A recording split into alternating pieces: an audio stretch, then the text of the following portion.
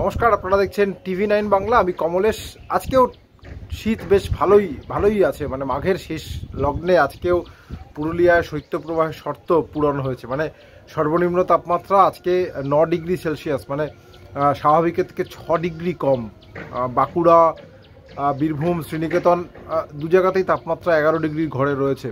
কৃষ্ণনগরের তাপমাত্রা দেখছিলাম 14 ডিগ্রি সেলসিয়াস। কলকাতায় দমদমে 14.4 ডিগ্রি সেলসিয়াস, আলিপুরে 14.9 ডিগ্রি সেলসিয়াস। এখনও তাপমাত্রাটা স্বাভাবিকের নিচেই রয়েছে।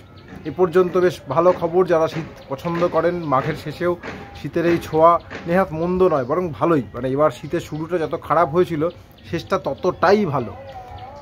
এবার আগামী কয়েকদিনে যে ইঙ্গিত প্রকৃতি দিচ্ছে, তাতে শীতপ্রেমীদের কিন্তু মন খারাপ হওয়ারই কথা, এবং শীত কাতুরেদের খুশি হওয়ার মতো ইঙ্গিত প্রকৃতি দিচ্ছে। আগামী 2 থেকে 3 দিনের মধ্যে আবহাওয়ার একেবারে আমূল বদল হয়ে যাবে। তার কারণ পূবালি বাতাস বঙ্গোপসাগর থেকে ঢোকা শুরু হয়েছে অল্প অল্প করে। এবার যত বেশি পূবালি বাতাস ঢুকবে, তত উত্তরে পশ্চিমী বাতাস, ঠান্ডা বাতাস, হিমেল হাওয়া এবার আস্তে আস্তে তার রাস্তা অবরুদ্ধ হয়ে যাবে, এবং তার অনেকগুলো ইমপ্লিকেশন, অনেকগুলো পরিবর্তন আমরা আগামী 24 থেকে 48 ঘন্টার মধ্যেই দেখে ফেলবো। সর্বনিম্ন তাপমাত্রা ধাপে ধাপে বাড়বে।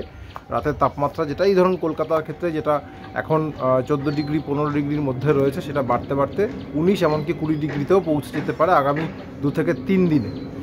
জেলার তাপমাত্রা যেটা এখনও 9 থেকে 10 ডিগ্রি 11 ডিগ্রি আশপাশে ঘোরাফেরা করছে, এই তাপমাত্রাটাও বাড়তে বাড়তে 15-16 ডিগ্রিতে পৌঁছে যাবে আগামী 2 থেকে 3 দিনের মধ্যে। মানে খুব তাড়াতাড়ি আমরা চেঞ্জটা দেখব। এবং দিনের তাপমাত্রাও যেটা এখনও 24-25 ডিগ্রি আশপাশে রয়েছে, সেটা 27-28 এমনকি 29 ডিগ্রিতেও কোনো জায়গায় পৌঁছে যেতে পারে। এবং সবথেকে বড় যে পরিবর্তনটা আমরা দেখবো, যে গত কদিন ধরে শুকনো আবহাওয়া, বাতাসটাও বেশ শুকনো, চামড়ায় ফিল করতে পারছি আমরা যে বাতাসটা শুকনো হয়ে গেছে। সেই জায়গা থেকে একটা বড় পরিবর্তন। ড্রাই ওয়েদারটা আস্তে আস্তে কিন্তু ওয়েট ওয়েদার, মানে কিছু জায়গায় বৃষ্টির সম্ভাবনা মঙ্গলবার থেকেই দক্ষিণবঙ্গের কিছু জেলা, মূলত পশ্চিমের দিকে প্রথম দিকে বৃষ্টির একটা সম্ভাবনা তৈরি হচ্ছে। সরস্বতী পুজোর দিন বৃষ্টির সম্ভাবনা দক্ষিণবঙ্গের বেশ কিছু জেলায়, ইনক্লুডিং উত্তরবঙ্গের মালদা।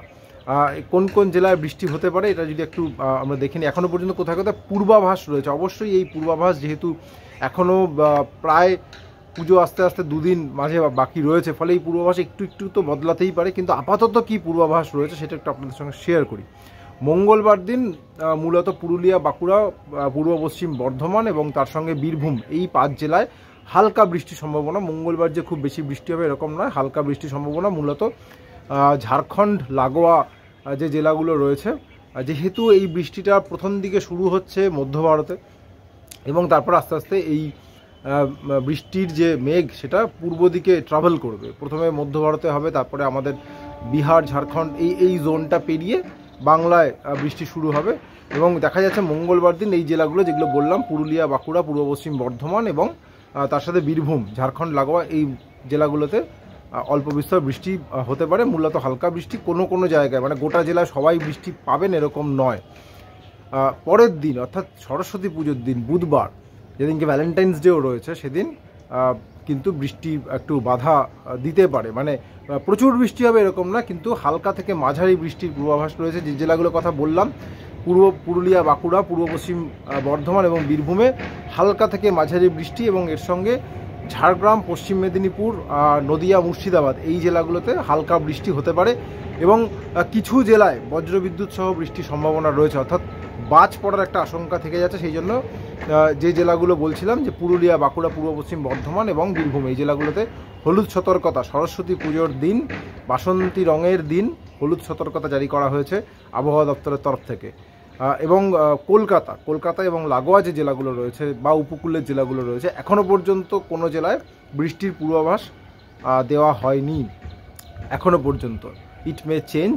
আপাতত এটুকুই বলা হয়েছে যে এই জেলাগুলোতে আকাশ মেঘলা থাকবে। কলকাতা, 2 চব্বিশ পরগনা, হাওড়া, হুগলি যে জেলাগুলো রয়েছে, এই জেলাগুলোতে মূলত আকাশ মেঘলা থাকতে পারে সরস্বতী পুজোর দিন। এবং বৃষ্টির পূর্বাভাস যদি দেওয়া হয় কলকাতার ক্ষেত্রে, তাহলে অবশ্যই আপনাদের সঙ্গে শেয়ার করব। আপাতত এইটুকু দেখা যাচ্ছে যে মূলত পশ্চিমের দিকে এবং পশ্চিম লাগোয়া, যদি দেখা যায় যে ঝাড়খণ্ড লাগোয়া মালদা, সেখানেও সরস্বতী পুজোর দিন হালকা বৃষ্টি হতে পারে। বাকি জেলা মোটামুটি শুকনোই থাকবে, এটুকুই আপাতত দেখা যাচ্ছে। নতুন কোনো আপডেট পেলে অবশ্যই সঙ্গে সঙ্গে শেয়ার করবো। আপাতত এটুকুই। সঙ্গে থাকার জন্য অনেক ধন্যবাদ।